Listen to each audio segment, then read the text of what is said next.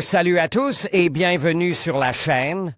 Je m'appelle Émile Garnier et ici, on parle de voitures sous tous les angles, entretien, astuces pratiques, fonctionnement des moteurs et bien plus encore. Si vous voulez mieux comprendre votre véhicule et éviter les erreurs coûteuses, vous êtes au bon endroit. Pensez à mettre un j'aime, à vous abonner à la chaîne et à regarder la vidéo jusqu'à la fin. Vous y trouverez des infos vraiment utiles. À l'été 2022, de nombreuses personnes commencent à se poser des questions troublantes. Quelle sera notre prochaine voiture? Avec quoi allons-nous recabler nos voitures?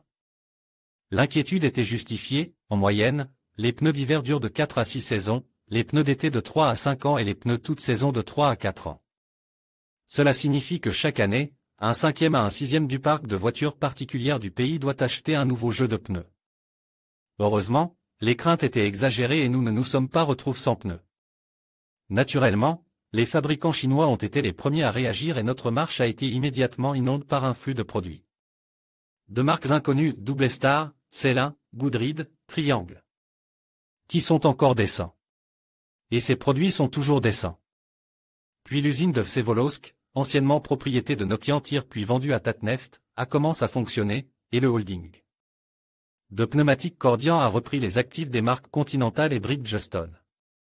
La vente de l'usine Nokian s'est déroulée de la manière la plus harmonieuse et, si je puis dire, la plus amicale possible, la transaction qui a eu lieu en mars 2023, comprenait non seulement les installations de production, mais aussi le droit d'utiliser les dessins des pneus, les bandes de roulement et les formulations des mélanges de caoutchouc. En achetant l'usine de Kaluga, Cordian a reçu non seulement l'usine elle-même, mais aussi l'une des marques du fabricant de pneus allemand, Gislaved.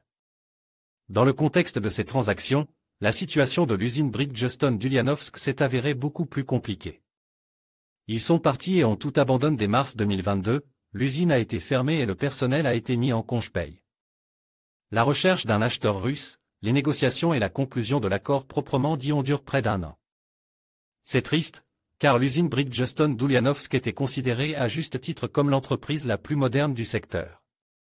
Sa construction dans la zone industrielle de Zavolzhia commence en 2013, et l'usine a fabriqué ses premiers produits en 2016. Des équipements de pointe, des investissements considérables dans la formation du personnel, un système de contrôle de la qualité bien établi. En conséquence, l'entreprise n'a finalement changé de propriétaire qu'en décembre 2023, après quoi des travaux sérieux et de longue haleine ont été entrepris pour relancer la production.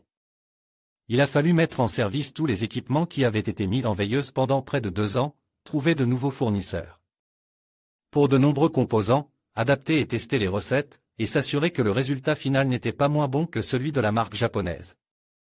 En outre, un problème de marque s'est posé, Bridgestone a laissé les moules à l'usine, mais n'a pas transféré les droits d'utilisation de la marque et des noms de modèles. Il a donc fallu commander et fabriquer de nouveaux moules portant de nouveaux noms sur les flancs. La mise en service technique de l'équipement n'a eu lieu qu'à la fin de l'automne 2024. L'usine étant destinée en premier lieu à la production de pneus du segment premium, il a été décidé qu'il porterait la marque Gislaved. Déjà promu, mais surtout officiellement détenu par Cordian Holding. Ainsi, les pneus Touring FS100 de la marque Bridgestone Firestone sont devenus des Cordian Run Tour, les Bridgestone Ice Cruiser 7000 sont devenus des Cordian Snowmax 7000, et les pneus d'hiver Cloud Bridgestone Blizzak Spike 02 sont devenus des pneus haut de gamme Gislaved Spike Control. Mais pour ces deux derniers modèles, il a été nécessaire de lancer une section de filage des pneus. Les contours de l'avenir, les pneus d'été ont déjà commencé à arriver chez les concessionnaires, et la vente des pneus d'hiver débutera à l'automne, et nous ne manquerons pas de vous présenter les nouveaux produits en détail. En 2025, Ulyanovsk prévoit de produire un total de 1,2 million de produits, mais d'ici la fin de l'année, le taux d'utilisation des équipements de l'usine devrait atteindre 100%, et l'année prochaine, selon les prévisions, la production de pneus devrait presque doubler. Le lancement de l'usine Gislaved à Ulyanovsk est très important pour le holding Cordian dans son ensemble. Sa constellation comprend désormais les usines d'Omsk et de Yaroslavl, qui produisent principalement des produits de segment budget et de masse sous les marques Cordian, Cordian Professionnal et Tinga, ainsi que des pneus pour camions et des pneus de la famille Tyrex. Les entreprises rachetées à des propriétaires étrangers, les anciens Continental à Kaluga et Bridgestone à Ulyanovsk, se concentreront sur les produits haut de gamme sous la marque Gislaved, bien qu'elles proposeront également des pneus de masse sous la gamme Cordian. Ainsi, la production totale devrait atteindre 15 millions d'unités par an, ce qui permettra à l'entreprise d'occuper avec assurance la deuxième place en Russie. Cependant, même aujourd'hui, les positions de Cordian sur le marché ne sont pas faibles, elle détient 13% du marché des pneus pour voitures particulières, 17% du volume des ventes de pneus pour camions avec câbles métalliques solides et 39% du marché des produits de construction en matériaux composites. Mais cela ne diminue en rien l'importance de la tâche à laquelle toutes les usines sont confrontées, augmenter le nombre de SKU, c'est-à-dire d'unités de stockage. Dans la production de pneus, cela signifie non seulement une nomenclature de modèles, mais aussi de taille à l'intérieur de chaque modèle et de chaque ligne de modèle. Le marché moderne exige l'élargissement de la gamme de taille vers les grands pouces, principalement en raison de la popularité croissante des crossovers. En 2025, l'usine d'Ulyanovsk produira plus de 100 SKU de pneus de la marque Gislaved et plus de 30 SKU sous la marque Cordian, et les travaux visant à étendre cette nomenclature sont déjà en cours. Il est également très important que le holding Cordian possède aujourd'hui 4 centres de recherche et de développement, entre lesquels les informations et les développements peuvent être librement échangés, ce qui a permis de les réunir en un seul centre de rendant, R-Inter. Les laboratoires du centre ont déjà effectué un énorme travail d'homologation des matières premières reçues de nouveaux fournisseurs et continuent d'effectuer un contrôle permanent de la qualité de tous les approvisionnements. Plus de 400 méthodes de recherche ont été maîtrisées. Mais le développement de modèles fondamentalement nouveaux est également prévu dans un avenir proche.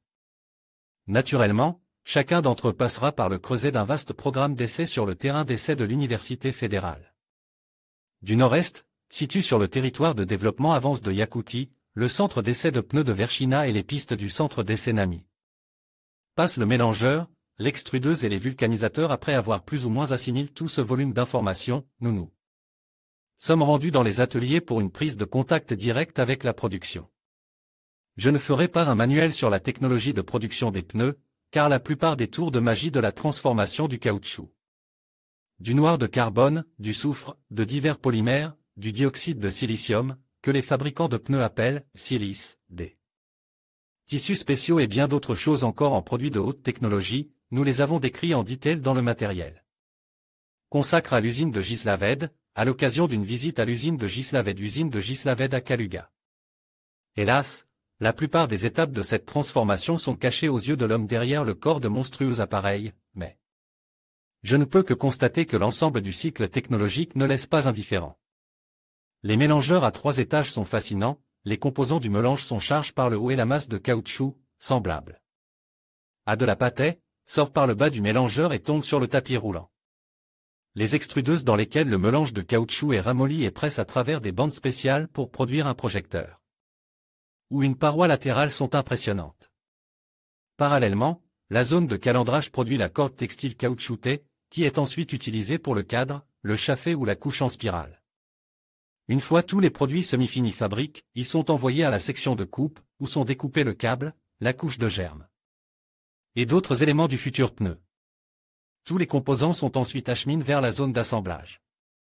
L'un des points forts de la technologie japonaise réside dans les chariots aériens robotisés qui passent littéralement au-dessus d'eux. Nous à grande vitesse pour livrer les éléments d'une étape à l'autre. D'ailleurs, la direction actuelle a fait très attention à l'héritage japonais tel que le système de lutte pour la qualité, les affiches expliquant les dispositions du système Kaizen, amélioration des processus, sont restées en place. Le petit nombre de personnes dans les ateliers est également surprenant, bien que l'entreprise emploie aujourd'hui plus de 700 personnes. L'étape finale, le processus de vulcanisation, est également impressionnante. La pisse, le pneu vert, est placé dans les bras d'un moule, d'où est extrait, après 10 à 15 minutes, le produit parfaitement reconnaissable, doté d'une bande de roulement et de toutes les caractéristiques nécessaires avec des inscriptions sur les flancs qui rasent les pneus. Un pneu nouveau-né sort du moule, poilu, c'est-à-dire couvert de faisceaux saillants de mélange de caoutchouc, qui se forment lorsque l'air et l'excès de mélange sont expulsés des trous du moule au cours du processus de vulcanisation. Lors de la production de pneus économiques, on n'y prête généralement pas attention, ils tomberont après les premiers kilomètres. En revanche, les pneus haut de gamme doivent être impeccables, c'est pourquoi le pneu est acheminé vers une machine à découper spéciale. Pour des raisons évidentes, elle est réglée de manière à ne pas accrocher la surface de la bande de roulement. Par conséquent, le pneu doit être rase manuellement. Cette opération a lieu au stade du contrôle final de la qualité, auquel chaque produit est soumis. La session de rasage manuel, si nécessaire, est suivie d'une inspection organoleptique manuelle le long du schéma, talon-flanc. Zone d'épaulement, partie intérieure. Il s'agit d'un travail très exigeant qui n'est effectué que par des employés expérimentés ayant suivi une formation spécialisée d'au moins 4 mois. En même temps, il est souvent effectué par des jeunes. Pour éviter les erreurs dues à une attention dispersée, ils s'en changent assez souvent. Après l'inspection manuelle, les pneus sont soumis à une inspection instrumentale et, pour les modèles clout, l'étape finale est la section de cloutage des pneus.